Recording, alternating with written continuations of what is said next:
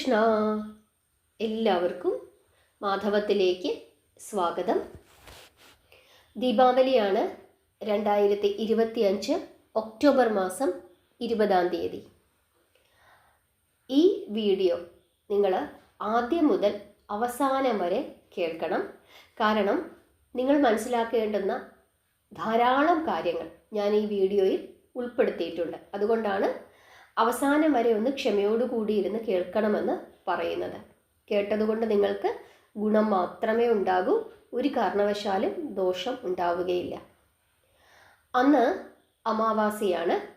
അമാവാസി തിഥി തുടങ്ങുന്നത് ഒക്ടോബർ മാസം 20 3:44 മുതൽ, ഉച്ച കഴിഞ്ഞിട്ടാണ് 3:44 മുതൽ ഒക്ടോബർ മാസം 21 വൈകുന്നേരം 5:54 വരെയാണ്.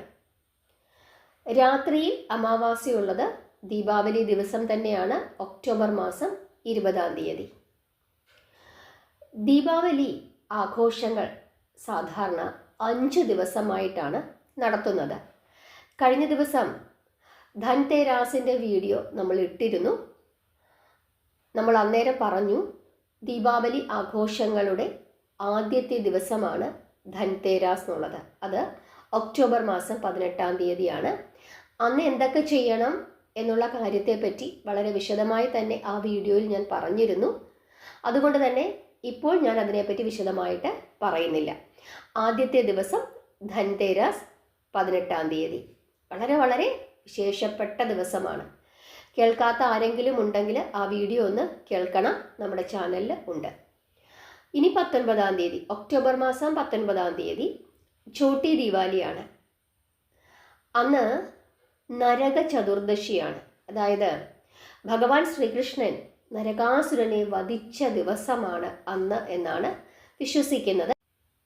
അന്ന് നമ്മൾ, അതായത് 19 ഭഗവാൻ ശ്രീകൃഷ്ണനെ പ്രാർത്ഥിക്കണം. നരകാസുര വധം കേട്ട് പ്രാർത്ഥിക്കണം. നരകാസുര വധം നമ്മൾ മാധവത്തിലൂടെ ഒരുപാട് തവണ പറഞ്ഞിട്ടുണ്ട്. എങ്കിലും 19 രാത്രി 8 മണിക്ക് നമുക്ക് വീണ്ടും നരകാസുര വധം ഒന്നുകൂടി കേൾക്കാം. കാരണം ഭഗവാന്റെ കഥകൾ എത്ര തവണ കേട്ടാലാണ്, എത്ര തവണ പറഞ്ഞാലാണ് നമുക്ക് മതി വരുന്നത്. അതുകൊണ്ടാണ് ഞാൻ അങ്ങനെ ഒരു തീരുമാനം എടുത്തത്. നിങ്ങൾക്കും ആ തീരുമാനത്തോട് യോജിക്കാൻ പറ്റുമെന്ന് എനിക്ക് തോന്നുന്നു. എല്ലാവരും മാധവത്തിൻ്റെ കൂടെ ഇരുന്ന് 19 രാത്രി 8 മണിക്ക് നരകാസുര വധം കേൾക്കണം. ഇനി ദീപാവലി ഒക്ടോബർ മാസം 20 അന്ന് ശ്രീരാമചന്ദ്രൻ്റെ വിജയത്തെയാണ് നമ്മൾ ആഘോഷിക്കുന്നത്. ശ്രീരാമചന്ദ്രൻ രാവണനെ വധിച്ചതിനു ശേഷം 14 വർഷത്തെ വനവാസത്തിനു ശേഷം തിരിച്ച് അയോധ്യയിലേക്ക് ജാനകിയോടൊപ്പം അനുജനായ ലക്ഷ്മണനോടൊപ്പം വരികയാണ്. ശ്രീരാമചന്ദ്രൻ്റെ ആ തിരിച്ചുവരവിനെ അയോധ്യാവാസികൾ ദീപം തെളിയിച്ച് ആഘോഷിച്ചു. ദീപം തെളിയിച്ച് രാമനെ സ്വീകരിച്ചു എന്നാണ് വിശ്വസിക്കുന്നത്. അതിൻ്റെ ഭാഗമായിട്ടാണ് നമ്മൾ 20 ദീപാവലിയായിട്ട് ആഘോഷിക്കുന്നത്. എന്നാൽ ബംഗാളിലൊക്കെ കാളീദേവിയെയാണ് പ്രാർത്ഥിക്കുന്നത്. കാളീദേവി മഹിഷാസുരനെ വധിച്ചതുമായി ബന്ധപ്പെട്ട് ബംഗാളിലൊക്കെ ദീപാവലി ആഘോഷിക്കാറുണ്ട്. എന്തുതന്നെയായാലും വിജയത്തെയാണ് സൂചിപ്പിക്കുന്നത്. ഇനി 4ാമത്തെ ദിവസം, അതായത് ഒക്ടോബർ മാസം 22, 21 അല്ല 22, അന്ന് ഗോവർദ്ധന പൂജയാണ്. ഭഗവാൻ ശ്രീകൃഷ്ണൻ ഗോവർദ്ധന പർവ്വതം എടുത്ത് ഉയർത്തിയ ആ ദിവസം, ആ കഥയാണ് നമ്മൾ അന്നേ ദിവസം കേട്ട് പ്രാർത്ഥിക്കേണ്ടത്. ഭഗവാൻ ഗോവർദ്ധനം എടുത്തുയർത്തി വൃന്ദാവനവാസികളെ ഇന്ദ്രൻ്റെ കോപത്തിൽ നിന്ന് രക്ഷിച്ച ആ ഭാഗം, അത് നമുക്ക് ഒക്ടോബർ മാസം 22 രാത്രി 8 മണിക്ക് മാധവത്തിലൂടെ കേൾക്കാം. എല്ലാവരും രാത്രി 8 മണിക്ക് മാധവത്തിൻ്റെ കൂടെ ഇരുന്ന് ഗോവർദ്ധന ഉദ്ധാരണ കഥ അത് കേട്ട് പ്രാർത്ഥിക്കണം. ഇനി 5-ാമത്തെ ദിവസം, അതായത് ഒക്ടോബർ മാസം 23-ാം തീയതി, അന്ന് ഉത്തരേന്ത്യയിലൊക്കെ സഹോദരിമാർ സഹോദരന്മാരെ പൂജിച്ച് അവർക്ക് തിലകം ചാർത്തി അവരുടെ കയ്യിൽ നൂല് കെട്ടി അവരുടെ ആയുസ്സിനും ആരോഗ്യത്തിനും വേണ്ടി പ്രാർത്ഥിച്ച് പൂജകൾ ചെയ്യുന്ന ചടങ്ങാണ് സാധാരണയായിട്ട് ചെയ്യുന്നത്. സഹോദരന്മാർ സഹോദരിമാർക്ക് സമ്മാനങ്ങൾ കൊടുക്കുന്ന ഒരു ചടങ്ങ് കൂടി അന്നേ ദിവസം ഉത്തരേന്ത്യയിലൊക്കെ നടത്താറുണ്ട്. സഹോദര സ്നേഹം ഊട്ടിയുറപ്പിക്കുന്നതിന് വേണ്ടിയിട്ടാണ് ഇതുപോലുള്ള ചടങ്ങുകളൊക്കെ നടത്തുന്നത്. ഉത്സവങ്ങൾ എപ്പോഴും ബന്ധങ്ങൾ ഊട്ടിയുറപ്പിക്കും, സ്നേഹം ഊട്ടിയുറപ്പിക്കും. അതുകൊണ്ട് തന്നെ ഉത്സവങ്ങൾ എപ്പോഴും നല്ലതാണ്. അന്നേ ദിവസം, അതായത് അവസാനത്തെ ദിവസം 23-ാം തീയതി, ഉത്തരേന്ത്യയിലേക്ക് പല ഭാഗങ്ങളിലും ജനങ്ങൾ യമുനാ നദിയിൽ കുളിച്ച് യമധർമ്മനെ പ്രാർത്ഥിക്കുന്ന ഒരു ചടങ്ങുണ്ട്. അതിൻ്റെ ഒരു കഥ എന്ന് പറയുന്നത്, യമുനാ നദിയും യമധർമ്മനും സഹോദരീ സഹോദരന്മാരാണ്. സഹോദരി എപ്പോഴും സഹോദരനെ തൻ്റെ വീട്ടിലേക്ക് ക്ഷണിക്കും. പക്ഷേ ജോലി കൂടുതലുണ്ട് എന്ന് പറഞ്ഞ് ഈ സഹോദരൻ ഈ സഹോദരിയുടെ വീട്ടിലേക്ക് പലപ്പോഴും വരാറില്ല. അങ്ങനെ ഒരു ദിവസം നിർബന്ധപൂർവം യമുനാ നദി എൻ്റെ വീട്ടിലേക്ക് വന്നേ മതിയാകൂ എന്ന രീതിയിൽ വളരെ നിർബന്ധത്തോടു കൂടി സഹോദരനായ യമധർമ്മനോട് പറയുന്നു. അങ്ങനെ സഹോദരിയുടെ നിർബന്ധത്തിന് വഴങ്ങി സഹോദരൻ സഹോദരിയുടെ വീട്ടിലേക്ക് എത്തുകയാണ്. അങ്ങനെ യമധർമ്മൻ വന്നപ്പോൾ ധാരാളം വിശേഷപ്പെട്ട പലഹാരങ്ങളൊക്കെ ഉണ്ടാക്കി സഹോദരി സ്വീകരിച്ചു എന്നാണ് കഥ പറയുന്നത്. എന്നിട്ട് തിരിച്ചു പോകുന്ന സമയത്ത് സഹോദരൻ സഹോദരിയോട്, എന്ത് വരമാണ് നിനക്ക് വേണ്ടത്? നിന്റെ സൽക്കാരമൊക്കെ എനിക്ക് വളരെയധികം സന്തോഷമുണ്ടാക്കുന്നു, അതുകൊണ്ട് എന്താണ് വേണ്ടത് എന്ന് സഹോദരൻ യമധർമ്മൻ യമുനാ നദിയോട് ചോദിക്കുന്നു. അപ്പോൾ യമുനാ നദി പറയുകയാണ്, എനിക്ക് ഒരു വരം വേണം. അതായത് ഇന്നേ ദിവസം ആരാണോ എൻ്റെ അടുത്ത് വന്ന് ഈ പുണ്യനദിയിൽ കുളിച്ച്, അതായത് യമുനാ നദിയിൽ കുളിച്ച് യമധർമ്മനെ പ്രാർത്ഥിക്കുന്നത്, അവർക്ക് യമലോകം കൊടുക്കരുത്, അവർക്ക് സ്വർഗം കൊടുക്കണം. ഇതാണ് യമുനാ നദി സഹോദരനോട് ആവശ്യപ്പെട്ടത്. സഹോദരൻ അങ്ങനെ ആകട്ടെ എന്ന് പറയുന്നു. എന്നിട്ട് പറയുന്നു, ആരാണോ അന്നേ ദിവസം യമുനാ നദിയിൽ വന്ന് കുളിച്ച് യമധർമ്മനെ പ്രാർത്ഥിക്കുന്നത്, അവിടെ ഇരുന്ന് പൂജകളൊക്കെ ചെയ്യുന്നത്, അവർക്കൊരിക്കലും യമലോകത്തിൻ്റെ വാതിൽ കാണേണ്ടി വരില്ല എന്നാണ് പറയുന്നത്. യമലോകത്തേക്ക് ആരെയെങ്കിലും പ്രവേശിപ്പിച്ചു കഴിഞ്ഞാൽ പിന്നീട് അവിടെ വിചാരണയൊക്കെ നടക്കും. വിചാരണയൊക്കെ നടത്തിയിട്ട് ശിക്ഷയൊക്കെ വിധിക്കുന്ന ഒരു ചടങ്ങുകളൊക്കെ ഉണ്ട്. മരിച്ചു കഴിഞ്ഞിട്ടുള്ള കാര്യമാണ്. ഇതൊക്കെ കഥകളാണ്. അങ്ങനെ ആരെയും അവിടേക്ക് കൊണ്ടുവരികയില്ല, നേരിട്ട് തന്നെ സ്വർഗത്തിലേക്ക് കൊണ്ടുപോകും, മോക്ഷം ലഭിക്കും എന്നാണ് വിശ്വസിക്കുന്നത്. അതിൻ്റെ ഭാഗമായിട്ട് ഈ 5-ാമത്തെ ദിവസം, അതായത് 23-ാം തീയതി, ധാരാളം ആളുകൾ യമുനാ നദിയിൽ കുളിച്ച് അവിടെ പൂജ ചെയ്ത് യമധർമ്മനെ പ്രാർത്ഥിച്ച് തിരിച്ചു പോകുന്ന ഒരു ചടങ്ങുണ്ട്. ഇങ്ങനെയാണ് ഈ ദീപാവലിയുമായി ബന്ധപ്പെട്ട് 5 ദിവസങ്ങൾ. വെളിച്ചത്തിൻ്റെ ഉത്സവമാണ്, പ്രകാശത്തിൻ്റെ ഉത്സവമാണ്, സന്തോഷത്തിൻ്റെ ഉത്സവമാണ്, വിജയത്തിൻ്റെ ഉത്സവമാണ്. അതുകൊണ്ട് തന്നെ ഭാരതത്തിലുടനീളം ദീപാവലി വളരെ വിശേഷപ്പെട്ട രീതിയിൽ ആഘോഷിക്കാറുണ്ട്. പക്ഷേ നിങ്ങൾ ശ്രദ്ധിച്ചിട്ടുണ്ടോ എന്ന് എനിക്കറിയില്ല, ഭാരതം മുഴുവൻ ആഘോഷിക്കുന്ന ആഘോഷങ്ങളൊന്നും തന്നെ കേരളത്തിൽ അതിൻ്റേതായ പ്രൗഢിയോടുകൂടി ആഘോഷിക്കാറില്ല. പക്ഷേ കേരളം വളരെ പ്രൗഢിയോടുകൂടി ആഘോഷിക്കുന്ന പല ആഘോഷങ്ങളും, ഉദാഹരണത്തിന് ഓണം, വിഷു, ഇതൊന്നും തന്നെ ഭാരതത്തിലെ മറ്റു സംസ്ഥാനങ്ങൾ ആഘോഷിക്കാറുമില്ല. പക്ഷേ കേരളം ഒഴികെയുള്ള മറ്റെല്ലാ സംസ്ഥാനങ്ങളും ദീപാവലി വളരെ ശോഭയോടുകൂടിയാണ് ആഘോഷിക്കുന്നത്. അതിൻ്റേതായ തനിമ കാത്തു സൂക്ഷിച്ചുകൊണ്ട് തന്നെയാണ് എല്ലാ സംസ്ഥാനങ്ങളും ആഘോഷിക്കുന്നത്. ദീപാവലി പോലും എത്ര സ്ഥലങ്ങളിൽ അതിൻ്റേതായ വ്രതനിഷ്ഠയോടുകൂടി പൂജകൾ ചെയ്ത് നമ്മൾ ആഘോഷിക്കാറുണ്ട്. ആകപ്പാടെ കുറച്ച് പടക്കം അവിടെ ഇവിടെ നിന്ന് പിള്ളേർ പൊട്ടിക്കും എന്നുള്ളതല്ലാതെ മറ്റെന്താണ് ചെയ്യുന്നത്? എത്രയോ ഉത്സവങ്ങളുണ്ട്. ആ ഉത്സവങ്ങളൊന്നും തന്നെ നമ്മൾ ആഘോഷിക്കാറില്ല. അതുകൊണ്ട് ഇനി നമുക്ക് ആഘോഷിക്കണം. നമ്മുടെ ഭാരതത്തിൻ്റെ ആഘോഷങ്ങളൊക്കെ തന്നെ നമ്മൾ അതിൻ്റേതായ തനിമയിൽ ആഘോഷിക്കണം. അതുകൊണ്ട് തന്നെ ഈ 5 ദിവസത്തെയും പ്രാധാന്യം മനസ്സിലാക്കി അതാത് ദിവസത്തെ പൂജകളും പ്രാർത്ഥനകളും ഒക്കെ ചെയ്ത് നിങ്ങൾ പ്രാർത്ഥിക്കണം. ഈ ധൻതേരാസ് വീഡിയോ ഇട്ട സമയത്ത് എങ്ങനെയാണ് പൂജ ചെയ്യേണ്ടത് എന്നുള്ളതിനെ പറ്റി അതിനകത്ത് വിശദമായി ഞാൻ പറഞ്ഞു തന്നിട്ടുണ്ട്. അതുകൊണ്ട് തന്നെ എല്ലാവരും ആ വീഡിയോ കൂടി ഒന്ന് കാണണം. ദീപാവലി ദിവസം ധാരാളം ദീപങ്ങൾ തെളിയിച്ച് നമ്മൾ ഭഗവതിയെ പ്രാർത്ഥിക്കണം. എത്ര ദീപം തെളിയിക്കണം ലക്ഷ്മി ദേവിക്ക് എന്നുള്ള കാര്യമൊക്കെ ധൻതേരാസ് വീഡിയോയിൽ ഞാൻ പറഞ്ഞിട്ടുണ്ട്.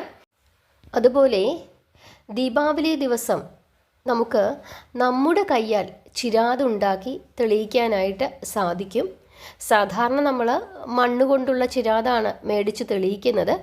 അത് നമുക്ക് തെളിയിക്കാം.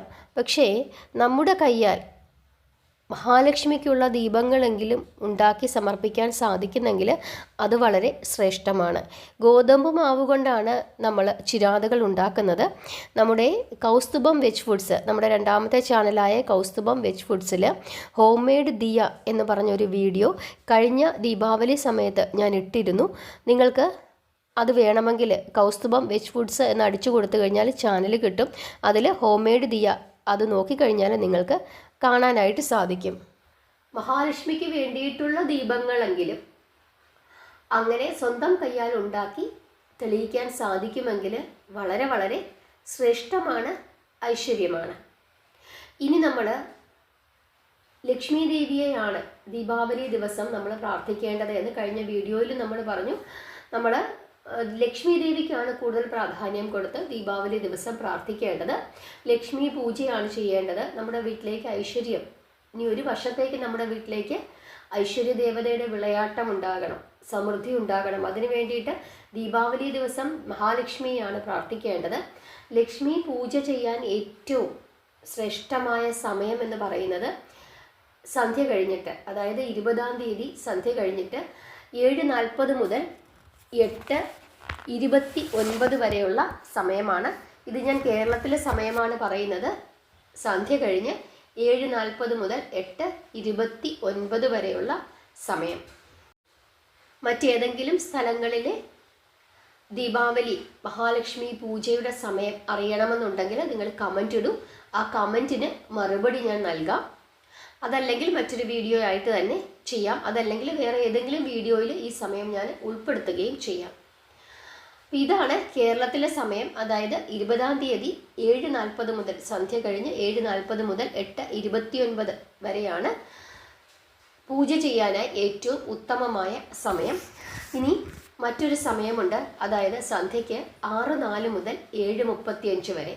ഇനി മറ്റൊരു സമയമുണ്ട് 3:44 മുതൽ 6:04 വരെ. ഈ 6:04 മുതൽ, അതായത് ദീപാവലി ദിവസം സന്ധ്യയ്ക്ക് 6:04 മുതൽ 7:35 വരെയുള്ള സമയവും വൈകുന്നേരം ഉച്ച കഴിഞ്ഞിട്ട് 3:44 മുതൽ 6:04 വരെയുള്ള സമയവും വളരെ വളരെ ശ്രേഷ്ഠമായ സമയമാണ്, ഉത്തമമായ സമയമാണ്. എന്തിനാണ് എന്ന് ചോദിച്ചു കഴിഞ്ഞാൽ പുതിയ കാര്യങ്ങൾ തുടങ്ങുന്നതിനായിട്ട്. അതുപോലെ തന്നെ നമ്മളിപ്പോൾ നമ്മുടെ ജോലി ചെയ്യുന്ന സാധനം, നമ്മൾ ഈ പൂജ വെക്കുമ്പോൾ നമ്മൾ ചെയ്യത്തില്ലേ, അതായത് നമ്മൾ പേന കൊണ്ടാണ് ജോലി ചെയ്യുന്നതെങ്കിൽ ഈ സമയത്ത് വിളക്ക് തെളിയിച്ച് ഈ പേന നമുക്ക് പൂജിക്കാം. അപ്പോൾ അതുകൊണ്ടുള്ള നമ്മുടെ വരുമാനം വളരെ വളരെ വർദ്ധിക്കുമെന്നാണ് വിശ്വസിക്കുന്നത്. ഇപ്പോൾ ലാപ്ടോപ്പ് കൊണ്ടാണ് നിങ്ങൾ ജോലി ചെയ്യുന്നതെങ്കിൽ ഈ സമയത്ത് വിളക്ക് തെളിയിച്ച് ദേവിയുടെ മുമ്പിലേക്ക് ഈ ലാപ്ടോപ്പ് എടുത്ത് വെച്ച് നമുക്ക് ലാപ്ടോപ്പ് പൂജ ചെയ്ത് അതിൻ്റെ പുറത്ത് പുഷ്പങ്ങളൊക്കെ സമർപ്പിച്ച്, വെള്ളമൊന്നും കോരി ഒഴിക്കരുത്, അതൊക്കെ ശ്രദ്ധിച്ചോണം, പൂജിച്ച് നമ്മൾ ഒരു പൂജ പോലെ ചെയ്ത് പ്രാർത്ഥിച്ചാൽ മഹാലക്ഷ്മി ഉണ്ടാകും, മഹാലക്ഷ്മിയുടെ അനുഗ്രഹം ഉണ്ടാകുമെന്നും സമ്പത്ത് വർദ്ധിക്കുമെന്നും വിശ്വസിക്കുന്നു.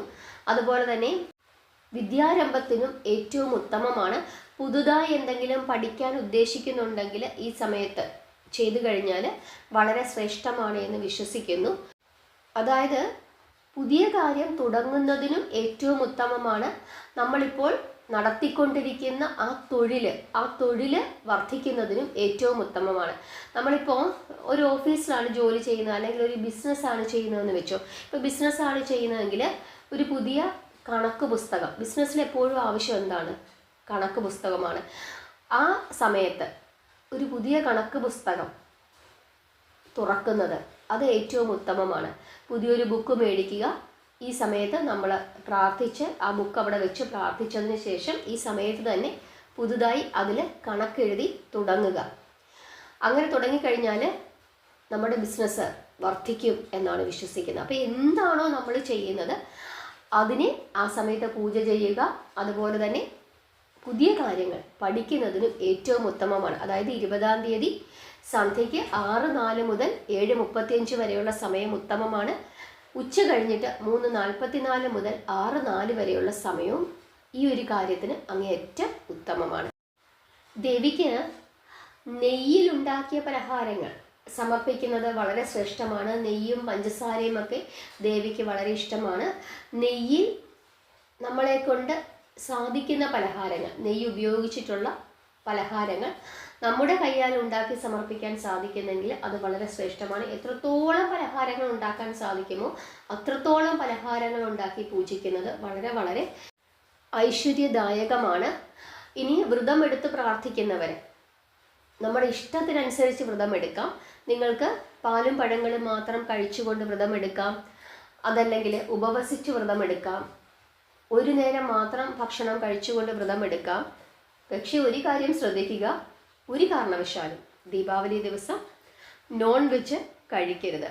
ഈ വ്രതം അവസാനിപ്പിക്കുന്നത് ഈ സന്ധ്യയ്ക്കുള്ള ലക്ഷ്മി പൂജയ്ക്ക് ശേഷമായിരിക്കണം. അതായത് 8:29 ശേഷം, 7:40 മുതൽ 8:29 വരെയാണല്ലോ പൂജ.